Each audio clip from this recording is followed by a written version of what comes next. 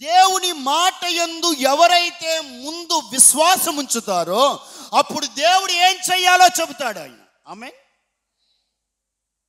ఇక్కడ వినండి, యోనా నాశనం అవ్వబోతుందని చెప్పాడా, ఉపవాసం ఉండమని చెప్పాడా?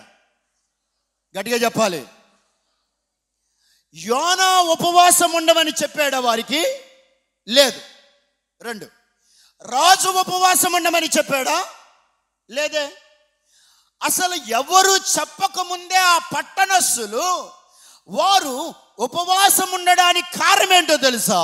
వారు ప్రభువునందు ముందు ఏం కలిగి ఉన్నారు? ప్రభు మాట యందు ఏం కలిగి ఉన్నారు? విశ్వాసం అంటే గట్టిగా చెప్పాలి, నమ్మకము కలిగి ఉన్నారు.